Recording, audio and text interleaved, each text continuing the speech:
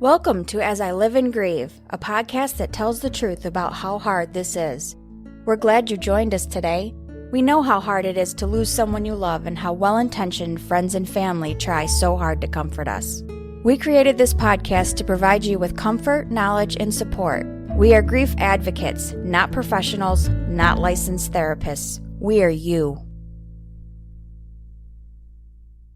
Hey everyone, welcome back again to another episode of As I Live and Grieve. I hope you've all been doing well, or at least maintaining, sustaining.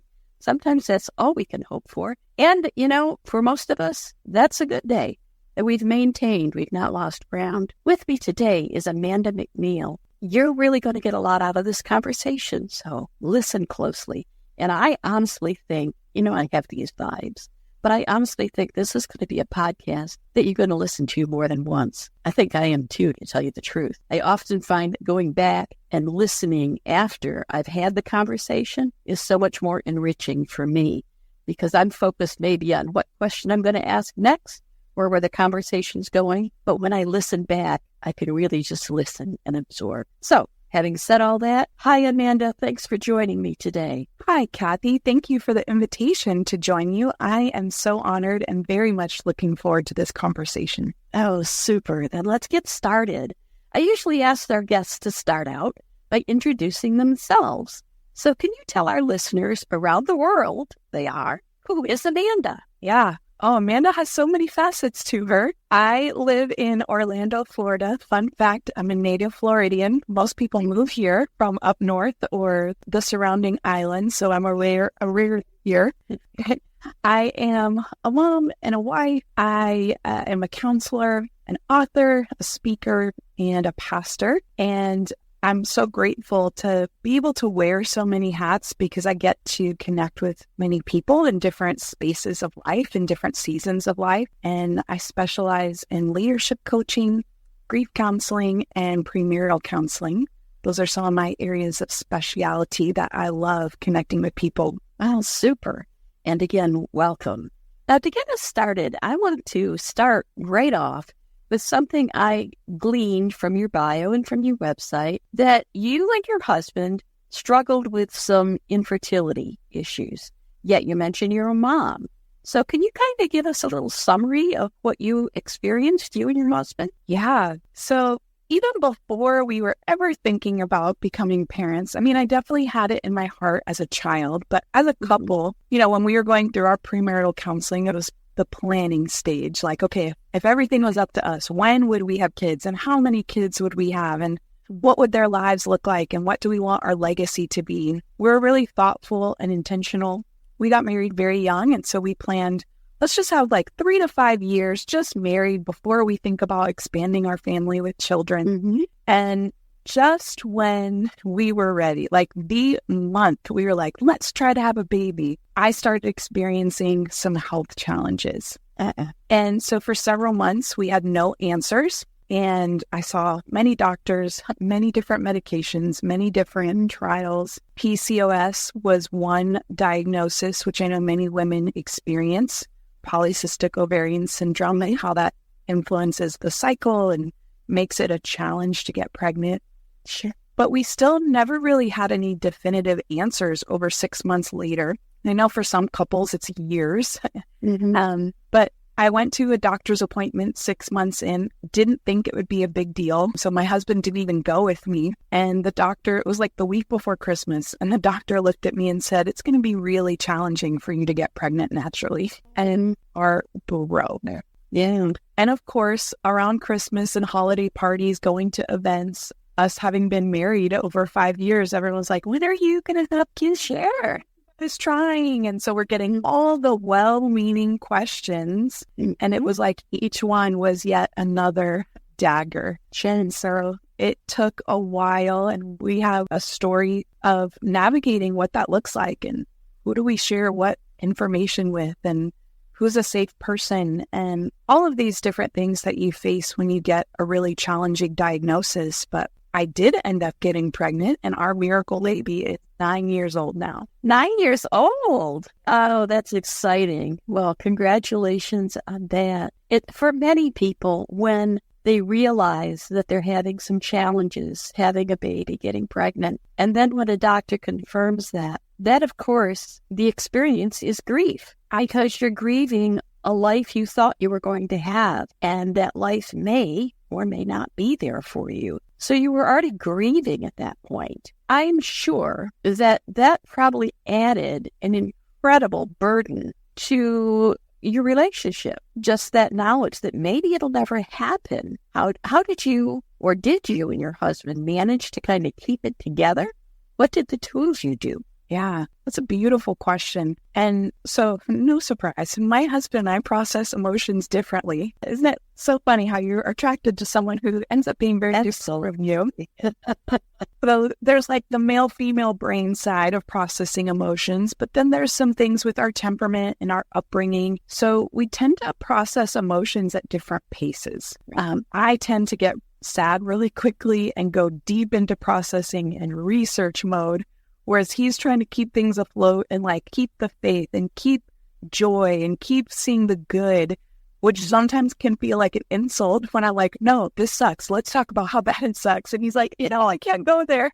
And in hindsight, I'm actually really grateful because by the time I start to work my way through it and come up, he starts to crash for him. And so in that sense, though it can be a challenge for us to process grief, right, in one way, it helps keep us balanced and keep our household running and our business. And to support each other. Yes. Yeah, but it can be so hard. At first, I'm a very private person. So it's interesting. I live a very public life, and yet I'm very private. It's an interesting balance. But I didn't want to share it yet because I wanted to take the time to identify how I was feeling. And we only let a handful of people know, our parents, our pastors, one set of close friends. And we just asked for them to pray for us and to encourage us. And it was really challenging and very trying. And to your point, it 100% was grief. It was, like you said, processing something about my life changed. Something about my life wasn't in control. I lost a timeline. I lost a picture of what I thought my life would be. Right. And I think this is challenging even from childhood. We have certain expectations.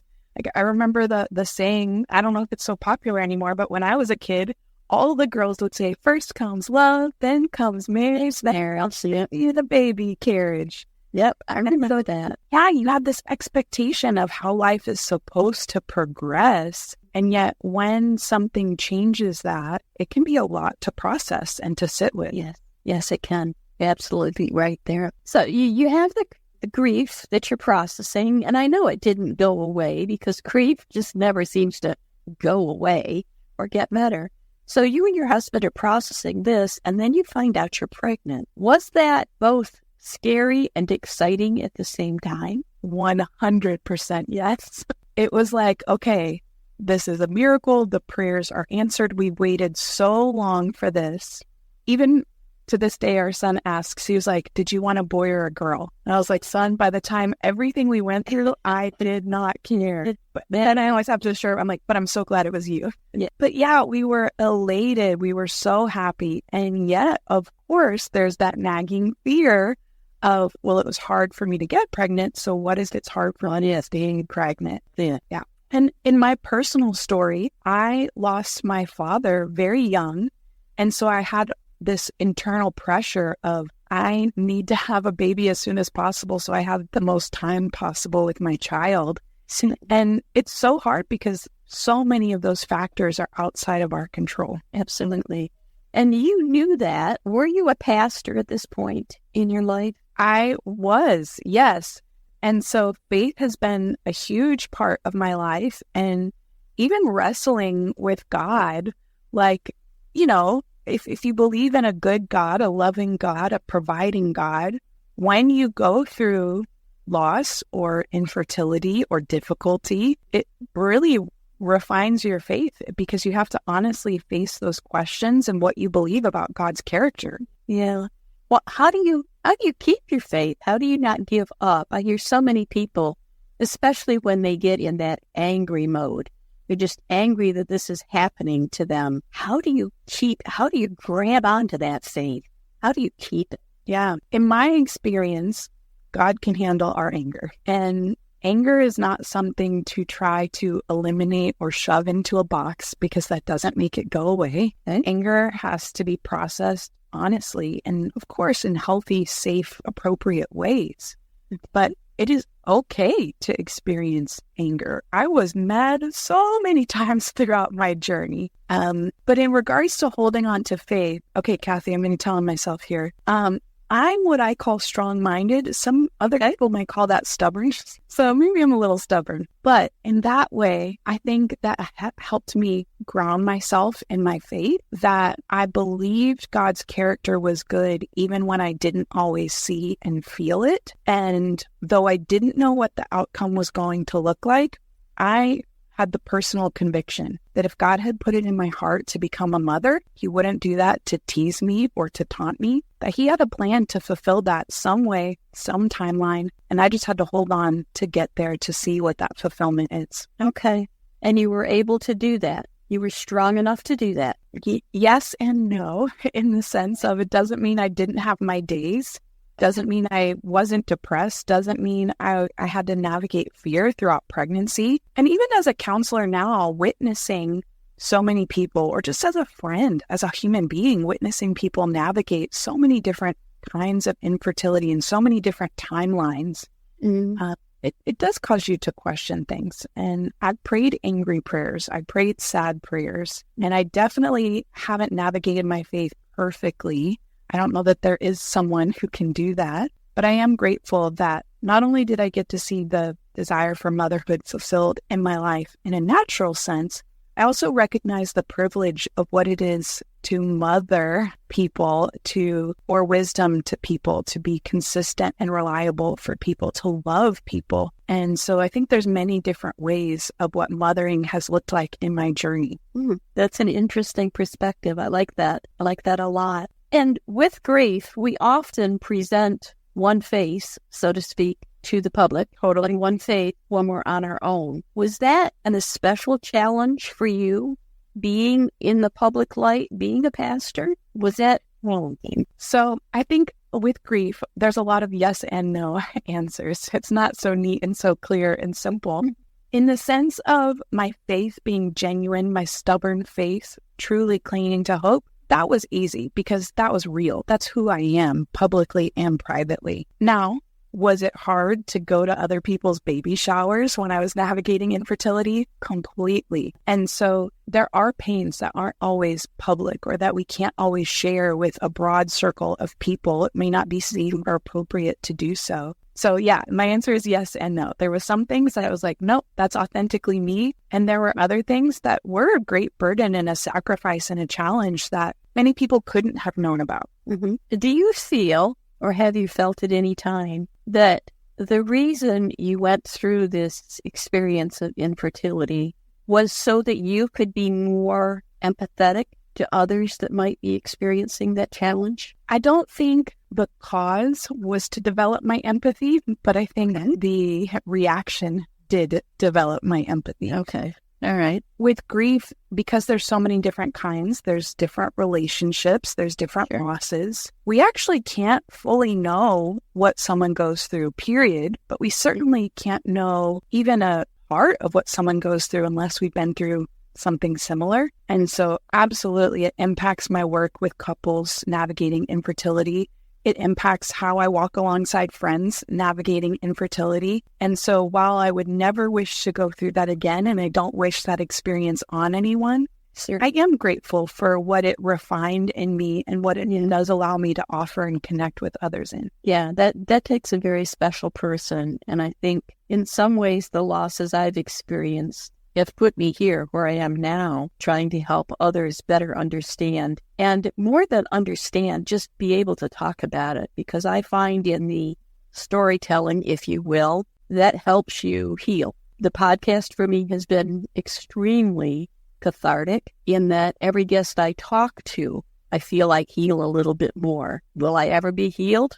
Probably not, because I've had these 4 major losses. I've lost both parents. I lost an infant child who was not quite 24 hours old. That one, actually, I didn't grieve then because that's just the way society was. There was no bereavement groups. And it was also a time there were no smartphones. So I had this baby in the hospital. I never saw him, never touched him, never held him, and no one ever took a picture of him. So it was, when you're pushed back into your culture and the rule is suck it up, move on.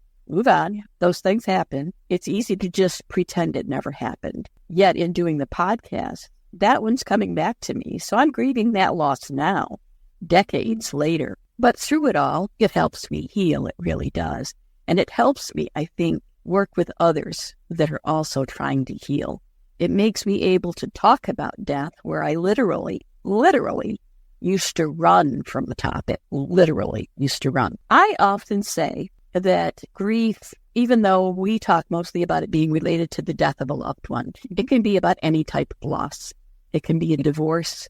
It can be a breakup, a relationship breakup. It can be the loss of a job, maybe financial disaster where you lose the lifestyle that you have prepped for and maybe lived for a number of years. For a lot of people, retirement. They grieve because they've lost contact. They've lost that work atmosphere and everything. So grief is out there in a variety of forms. And I like to call attention to that. At the same time, I do it by mentioning that a toddler that leaves behind their favorite stuffed animal in a restaurant or on an airplane, that toddler grieves too.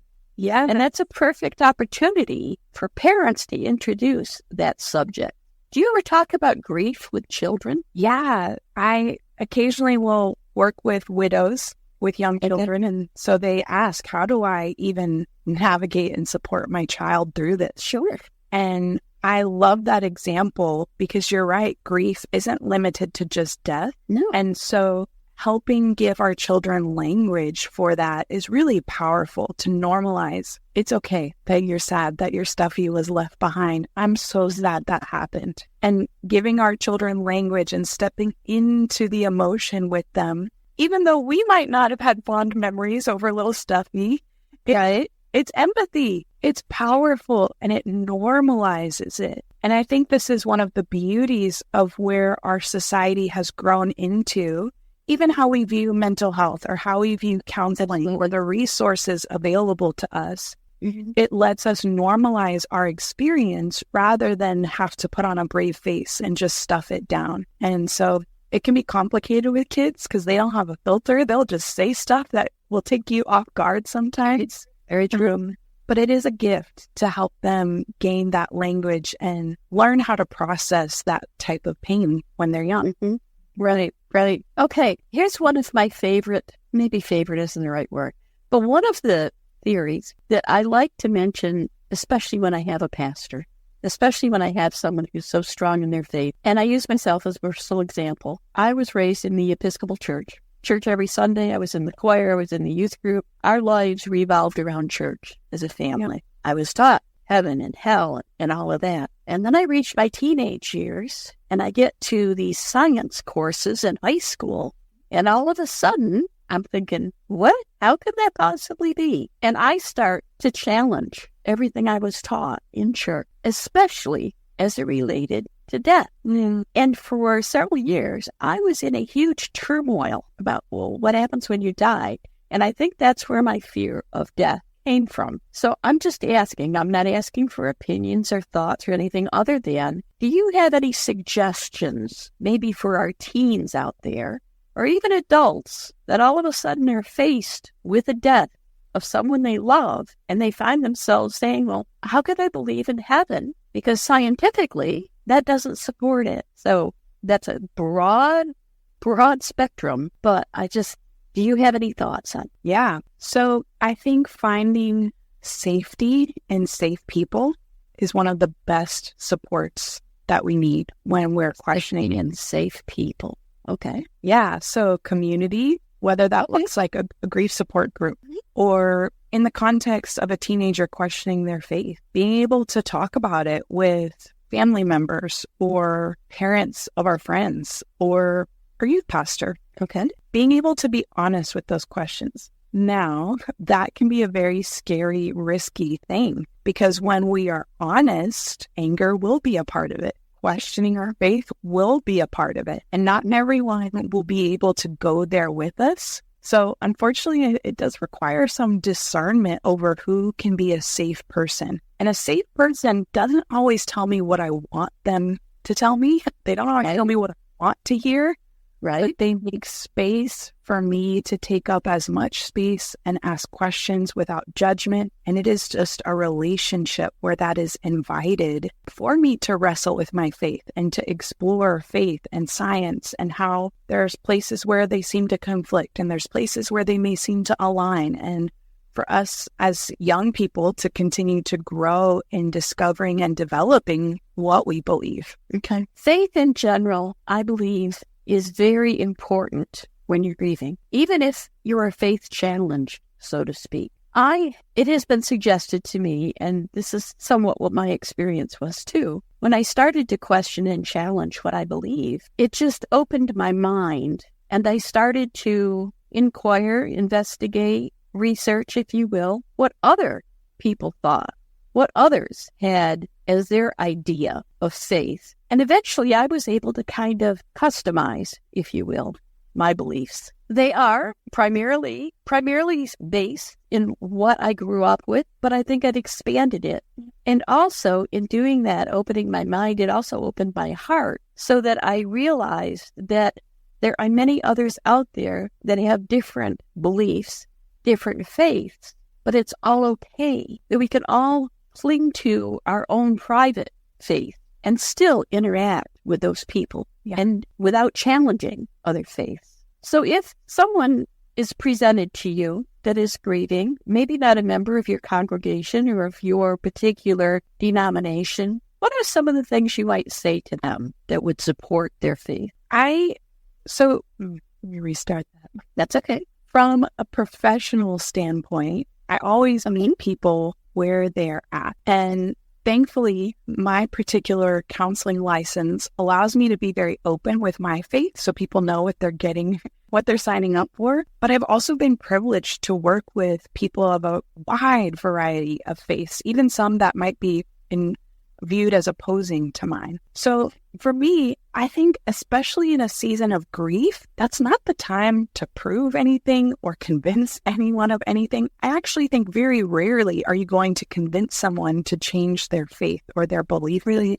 But in a season of loss and brokenness, I think that's one of the most tender places we can all find ourselves with our belief about goodness in humanity, goodness in the universe, goodness in God. And for me, as a counselor, I'm not there to convince anyone. I am there to help them explore what they need and encouraging people to lean into community, to lean into relationships. This is why I often recommend grief support groups, because some faiths or some churches don't offer that or don't have a structure for what that looks like. And when we start to engage the wrestle of our faith and our pain, it can get complicated. And the beauty of a grief support group is it can be a very diverse place where there isn't judgment and where there is safety to engage in what that wrestle looks like. Again, so that we can honestly come to our own conclusions. And the hope is that that's done in a safe environment so that we can actually heal and not introduce more wounds or more infections along the way, so to speak. Yeah, I love what you say about meeting them where they are.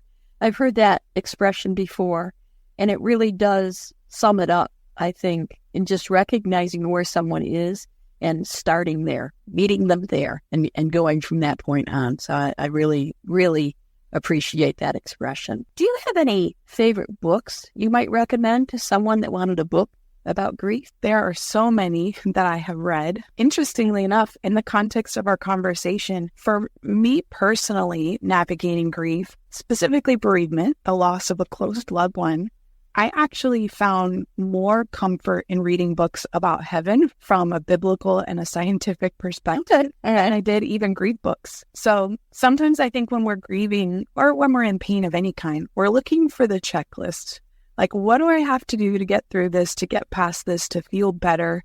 And as I said, to some degree, we'll always be grieving. Not that it's debilitating to our life forever, but yeah, there is no neat checklist. So if you're looking for a quick support I really love the Grief Guidebook by Gary Rowe. It is very short chapters, so it's very easy when you're in a mental fog of like, okay, I'm just going to read 1 or 2 pages. And I love how he covers a wide net of topics in very simplistic ways, and it can be just like a little lifeline along the way.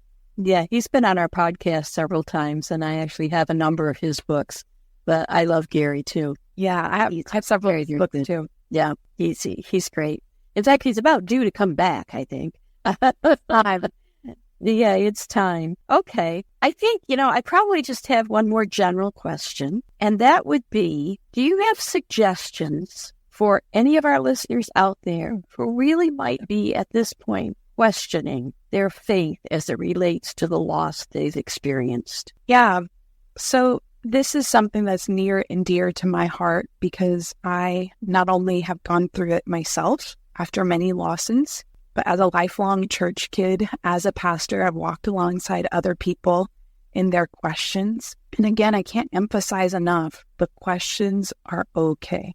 And while I'm a big advocate for allowing God to speak for himself in your life, at least in my experience, he can handle the questions, he can handle the anger, he can handle the feelings of injustice, he can handle everything that we carry. And in my experience, going to him is the safest place for that wrestle. He doesn't condemn us. He doesn't shirk us off. And while it might be intimidating or tender, in my experience, that's the best place to run is to him with those questions. And I think, too, we can't expect a quick fix. Wouldn't we like that in every area of our life? Wouldn't that be nice? Yeah, sign me up for that.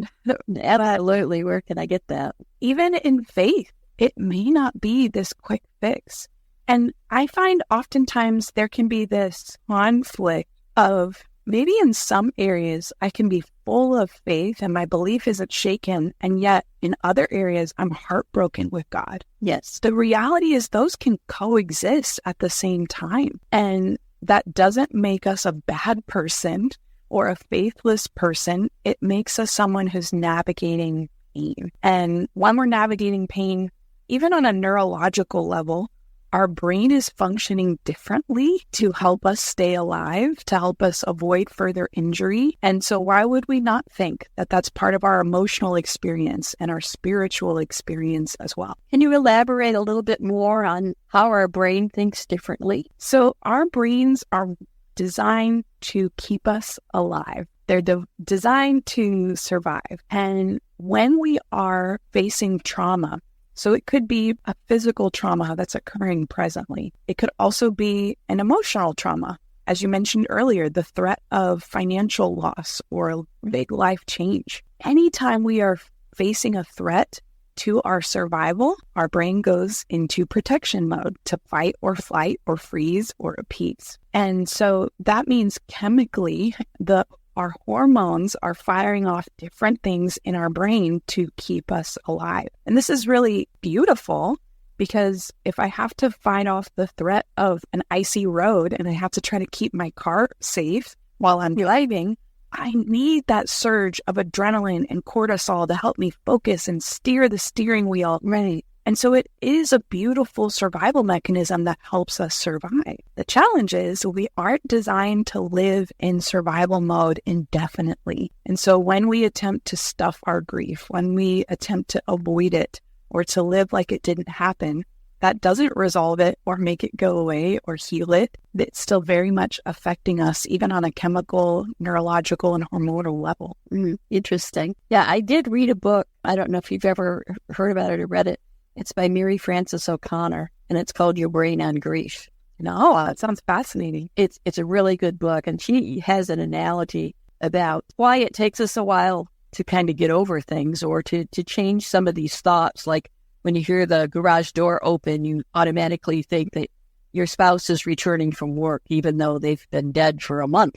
And she had an analogy about in the middle of the night, you might make your way from the bedroom to your kitchen to get a glass of water totally in the dark. And you always avoid all the obstacles in your path. And then all of a sudden one night, imagine that you're navigating this path and you get to where you normally stepped to the side so that your foot wouldn't hit the dining room table leg. But that table leg is not there anymore. And it takes so long, you'll still find yourself sidestepping to miss that leg, whether the table's there or not.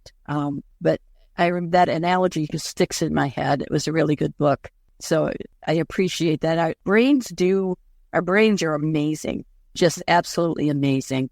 And that's why there are entire sciences studying the brain. And it does take a while for things to go through your brain. And even when you've just gotten through a situation where the adrenaline was flowing, it takes a while for you to calm down. It takes a while for the brain to make that change and stabilize you again. So this is the point in the podcast that it always saddens me a bit because I know it's coming to an end. But this is the point in the podcast where I'm actually going to turn the microphone over to you, Amanda, and let you tell the guests a little bit about yourself, about your consulting services, about the books that are available. So the floor is yours. Aw, thank you so much. And it's been such a great conversation. I can see why there's a little grief that it's coming to an end. Mm-hmm. Everything we've talked about is part of my heart, part of my life work. And even I'm not a neuroscientist, but that field of study fascinates me. So that's like one of my hobbies. I'll read all about the brain and how different things impact us. So in my latest book, Overcoming the Overcast, Navigating the Storms of Grief with God, I share candidly a bit about my story, about some neuroscience, about some biblical perspectives on what this looks like to help people engage their story with grief. And while the book isn't my story, I share bits and pieces of my story throughout, from losing my father to navigating infertility and so many other losses that I have personally navigated. And it is a love letter to those who have experienced loss, because my heart was, I find myself saying the same things in many spaces. And so I was like, I want to put it down for everyone I can't just go to coffee with. This book is that. Like, here's how I talk. Here's my stories. Here's what I've learned. And it's not a how-to or a checklist, but it is a place that normalizes emotions and helps explain a little bit about what goes on in our bodies and in our spirits as we navigate grief. So that is something I'm so proud of. In some ways, it feels like a second baby. And writing and publishing a book was kind of like labor. It was a lot and very because of the topic. Sure. So I actually am giving away the first chapter free on my website. It's just my name, amandacmcneil.com. So you can find the book there. I also have a published grief journal that is suitable for different faiths and different types of losses, and it's self-paced. So you can find that there as well. And I'm on Instagram, Amanda C. McNeil. I'm not cool enough to have a TikTok. Maybe one day, but I don't think so. I can't do it. TikTok's a lot of work too, I think. Okay, and you do consulting services. Is that available to people? I'm sorry, I didn't mean to cut you off. No, that's okay. No, that's fine. No, I just wondered if it was available to people on a virtual basis. It is, yes. I do see virtual clients, and you can get more information through my site as well. Okay, super. Well, thank you so much. Okay, listeners, I love how Amanda just informed me that I'm grieving this episode being over. It's absolutely correct, but I had never thought of it in that way. So maybe that will cause me to pick myself up, dust myself off. At any rate, please take care of yourselves. We talk about self-care a lot. And whether it's finding community that can support you, whether it is making sure you get up and take that shower and change your clothes or do the laundry or feed yourself, whatever form self-care takes for you at this point in your journey, please make the effort to do it. It is critical in your grief journey. It really is. And it's different. Oh, like so many things, we're all so different, like fingerprints and snowflakes, aren't we? So until next time, please do just that. Take care of yourselves and join us again next time as we all continue to live and grieve. Thanks again, Amanda. Thank you for having me. Thank you so much for listening with us today. Do you have a topic that you'd like us to cover, or do you have a question from one of our episodes? Please email us at info@asiliveandgrieve.com and let us know. We hope you will find a moment to leave a review, send an email, and share with others. Join us next time as we continue to live and grieve together.